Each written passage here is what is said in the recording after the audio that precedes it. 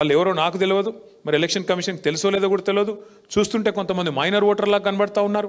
మరి వాళ్ళందరినీ కూడా పిలిచి 1000 మందితో వెనకాల కాంగ్రెస్కు చేయకూడుతూ ఎలక్షన్ సింబల్ పెడుతూ మరి స్పష్టంగా మరి ఓటర్ ఐడి డిస్ట్రిబ్యూషన్లు చేయడం జరిగింది. చేసిన తర్వాత ఎలక్షన్ అధికారులు ఈయన డిస్ట్రిబ్యూట్ చేసినాయని దొంగ ఐడి కార్డులు, ఫేక్ ఐడి కార్డ్స్ అని చెప్పి కేసు కూడా పెట్టారు. ఫేక్ ఐడి కార్డ్స్ డిస్ట్రిబ్యూషన్ అనేది చాలా సీరియస్ నేరం. దొంగ ఓట్లు నేరం అయితే దొంగ ఓటు కొట్టడమే కాకుండా మళ్ళీ వాటిని ఇంత బాహాటంగా ప్రదర్శిస్తూ మీడియా గ్లేర్లో డిస్ట్రిబ్యూట్ చేయడం అంటే ఇంకా పెద్ద నేరం. కేసు కూడా ఆయన మీద బుక్ అయింది. అప్పుడు మేము ఇంకా సీరియస్గా పరిశోధించడం మొదలుపెట్టినాం. ఏంది వీళ్ళు ఏం చేస్తున్నారు, ఇష్టం వచ్చినట్టు ఓటర్ ఐడి కార్డులు వీళ్ళకి ఎక్కడి నుంచి వస్తున్నాయి, where are they getting these fake ID cards from, and that is when we started digging seriously. That's when we found some abnormalities. I'll show you some examples. What I'll show you is, when we found that in one house there were 43 votes, we started digging. అసలు complete గా empty కొత్తగా వచ్చాం అందరం ఈ apartment flats కొనుక్కొని. ఇంతకు ముందు ఎవరున్నారనేది ఎవరికి తెలియదు, అసలు ఎవరు తెలియదండి. This is Sanskriti Avenue Apartments. 43 votes were apparently registered in this one apartment. So we were skeptical, because looking at what has been going on, we were skeptical as to what Congress party is up to.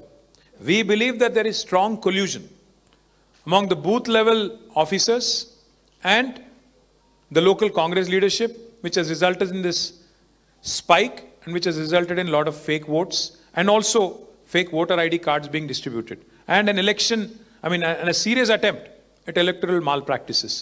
So we went door to door and we went to this apartment called Sanskriti Avenue, and we spoke to one of the residents there. She's a resident who's been living there. We showed her the list of these 43 votes. We asked her, మేము అక్కడ సంస్కృతి అపార్ట్మెంట్స్కి వెళ్ళి ఈ 43 ఓట్లు ఉన్నాయని చెప్తే ఆ అపార్ట్మెంట్లో ఉండే ఒక మహిళ, అక్కడ వారు నివాసం ఉంటున్నారు, వీరెవరైనా మీకు తెలుసా ఈ అపార్ట్మెంట్లో ఉంటున్నారా అని వారిని అడిగితే వారు ఇచ్చిన సమాధానం దయచేసి మీరు వినండి.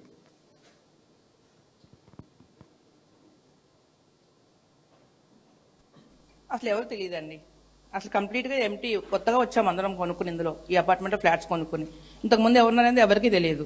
ఆల్మోస్ట్ 1.5 year నుంచి ఇది ఆక్యుపై అయింది. బిఫోర్ దట్ ఎవరున్నారు ఏంటనేది ఎవరికి ఇన్ఫర్మేషన్ తెలియదు. అందరూ నాన్ లోకల్ నుంచి వచ్చిన వాళ్ళమే, లైక్ ఈ సరౌండింగ్స్ నుంచి వచ్చిన వాళ్ళం అయితే కాదు. అయితే ఇక్కడ ఉన్న వాళ్ళు అయితే ఈ లిస్ట్ లో ఉన్న వాళ్ళైతే ఎవరు లేరండి. సో ఎవరికి తెలియదు అపార్ట్మెంట్ లో ఈ బిల్డింగ్ ఉన్న వాళ్ళు.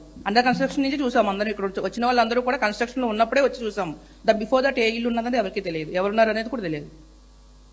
So, ఇది ఒక example. This is one example of Sanskriti Avenue Apartments where 43 voters, this was reported in media also. మీడియాలో కూడా ఇది రిపోర్ట్ చేయబడింది. 43 ఓట్లు ఒక ఇంట్లో. మరి ఇప్పుడు అక్కడ రెసిడెంట్ చెప్తున్నారు ఇక్కడ ఎవరూ లేరు, అయినప్పటికీ వీళ్ళ మొహాలు ఎవరో నాకు తెలియదు, నేను ఇక్కడే ఉంటున్నా, నాకైతే తెలియదు అని వారు చెప్తున్నారు. మాకు డౌట్ వచ్చింది, మరి ఇంకా ఇట్లాంటి ఎన్ని ఉన్నాయని చెప్పి ఇంకొక చోట పోయాం. అక్కడ 21 ఓట్లు ఉన్నాయి ఒకటే ఇంట్లో ఉంటే అక్కడ పోయి చూస్తే 25 సంవత్సరాలు అయిందండి కేబుల్ ఆపరేటర్ గా నేను చేయబట్టి. ఒక్క నిమిషం, ఇది ఒక్కసారి ఆపమ్మ. ఇది బూత్ నంబర్ 125, ఒకటే ఇంట్లో 23 ఓట్లు. మాకు డౌట్ వచ్చి మళ్ళీ అక్కడ పోయాం. ఇంటి ఓనర్ పేరు నారాయణ గారు.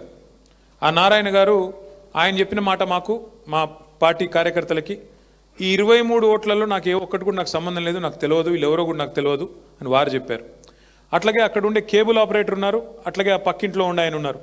వాళ్ళిద్దరు వాయిస్ కూడా తీసుకున్నాము. వాళ్ళిద్దరు చెప్పి, ఆ కేబుల్ ఆపరేటర్ గారు చెప్పింది మొదటి నుంచి ప్లే చేయండి.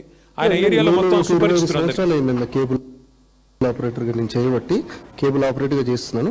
ఈ నారాయణ అనేటైనా మొన్న అంటే ఒక 15 years తర్వాత వచ్చాడు, ఇక్కడ కొనుక్కున్నాడు 60 గజాల ప్లేస్ అని. ఈయన బిల్డింగ్ పైన ఇన్ని ఓట్లు, వీళ్ళు 26 ఓట్స్ ఆయన తీశారు అంటే ఆయననే పరిశానలో ఉన్నాడు. ఇంకోటి ఆయన అడుగుతున్నాడు, అసలు నాకే తెలీదు ఈ ఓట్లు ఎట్లా వచ్చాయి. సో నారాయణ గారి ఇంట్లో ఓట్లు ఉన్నట్టు ఆయనకే తెలియదు. ఎలక్షన్ కమిషన్ మాత్రం 23 ఓట్లు ఉన్నాయని చెప్తుంది. ఆ 23 ఓట్లు ఎవరివో ఆ ఇంటి ఓనర్ కూడా తెలియదు. ఇది కేబుల్ ఆపరేటర్ గారు అక్కడ ఉన్నాయని చెప్తుంది. అది కూడా ప్లే చేయండి. ఇల్లు 80 గజాలు. ఇది G+3. నిన్న ఇదేమైందంటే లిస్ట్ తీసుకొని ఓనర్తో మాట్లాడితే ఓనర్ది ఒకటే ఓటు ఉంది, మిగతా రెంటర్స్ 2 ఉంటే ముగ్గురు, టోటల్ 3 ఓట్లు. ఈ మిగతా వాళ్ళు చూపెట్టిన ఇల్లు ఎవరని అడిగితే ఓనర్ చెప్పి నాకు ఎవరు తెలియదు దీనిలోకి వెళ్ళి అడిగి చెప్పింది. ఓనర్ అడిగినా మీరు గుర్తుపడతారా, మీ దగ్గర రెంట్కుంటుండినా ఉన్నారా ఇంతకుముందు తెలుసు అంటే నాకు ఈ ముఖాలు ఎవరు తెలియదు, నేను ఫస్ట్ టైమే చూస్తున్నా. నేను ఫస్ట్ టైం చూస్తున్నా, నాకు ఎవరూ తెలియదు, వీళ్ళు ఎవరు కూడా తెలియదు, ఈ ఓట్లు అసలు లేదు, సంబంధం లేదు. Not a single voter who is registered in this house in booth number 125 is known to the owner. These are pretty much fake votes, non-existent votes.